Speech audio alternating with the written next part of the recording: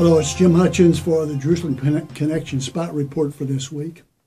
Sometime while you're resting, let me ask you to go to Google and Google World War III. I think you'll be amazed, as I was, as to how much is being said and written about World War III. Let me give you just a couple examples.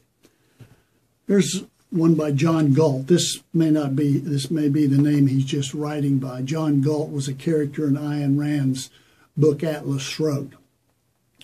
Anyway, this is what he says. World War III has begun, and the enemy is not the one we expected.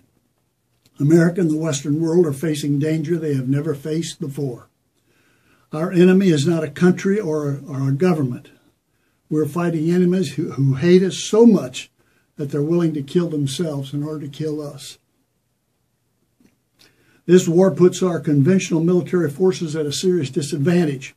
There's practically no defense against this kind of warfare. The enemy is Islam, and it's waging this war against our civilization. The Quran teaches its followers, quote, "Strive hard against the unbelievers and the hypocrites, and be unyielding to them. Their abode is hell, and evil is their destination."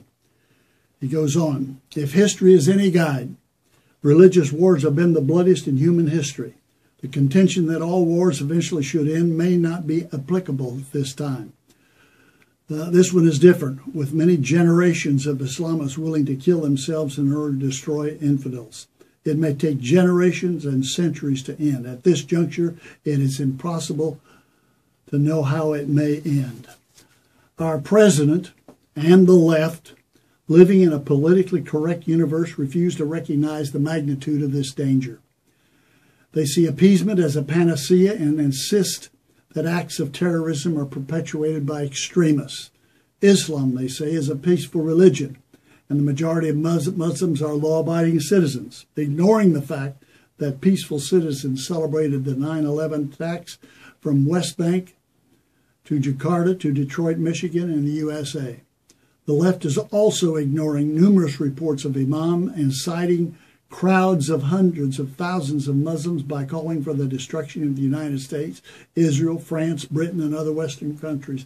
Since the 9/11 attacks, there has not been any report of a single imam condemning terrorism. Not one. Let me read another just brief statement by Edward Lucas. He says this, I hope I'm wrong, but historians may look back and say this was the start of World War III. Deep in the flattened, featureless landscape of eastern Ukraine, it is all too possible that the outline of World War III is taking place. Whipped up by the Kremlin propaganda machine and led by Russian military intelligence, armed men are erecting roadblocks, storming police stations, and ripping down the country's flags. They're demolishing not just their own country. They are demolishing not just their own country, bankrupt, ill-run, and beleaguered, but also the post-war order that has kept most of Europe and us free for decades. Vladimir Putin is striking the heart of the West.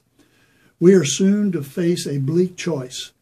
We can choose to surrender any responsibility we have to protect Ukraine and the Baltic states, almost certainly Putin's next target, from further Russian incursion, or we can mount a last-ditch attempt to deter Russia from furthering its imperial ambitions. If we choose to resist Putin, we will risk a terrifying military escalation, which I do not think it is an exaggeration to say that could bring us to the brink of nuclear war. Now, whether it's Islam or the Russians or a combination of these, there's war ahead.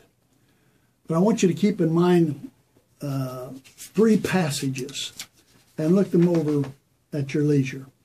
One is Zechariah chapter 14, where it says, all nations are gathered against Jerusalem, and it looks like the end until the Messiah intervenes and comes to the rescue. Zechariah 14. Ezekiel 38 and 39, the Gog and Magog war. And most scholars have believed through the years that Russia will be one of the main parts of that Gog and Magog war. Revelation 16, Armageddon, where all the nations are massed at Armageddon, and they proceed south to take Jerusalem under siege. I think all of these three passages refer to the same thing. It's a war, a climax of a war that takes place in the latter part of Daniel's 70th week, the 7-year period that begins when a world leader makes a covenant with Israel, and it progressively gets worse. So I think that's what we have to look for. But in addition to that, I want to remind you of, in the book of Revelation, we have seals, trumpets, and bowls of wrath. And it's a climax that comes to which the wrath of God destroys all opposition. But prior to that, in Revelation chapter 9, we have the 6th angel blowing his trumpet. And it says, and the 4 angels who had been kept for this day, this very hour, this day, this month, this year, were released to kill 1/3 of mankind. That would be 2 billion plus today. 1/3 of mankind. The number of the mounted troops was 200 million. I heard their number.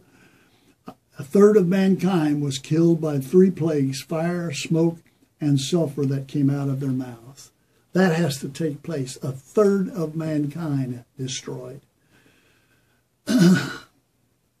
It's going to get worse before it gets worse. And so what are we to do as God's people? I think God gives us the instruction in chapter 14 of Revelation, verse 12. This calls for patient endurance on the part of the saints who obey God's command and remain faithful to Jesus. Calls for patient endurance. God, give us patience and endurance to remain faithful to God's commands and to remain faithful to Jesus. God help us.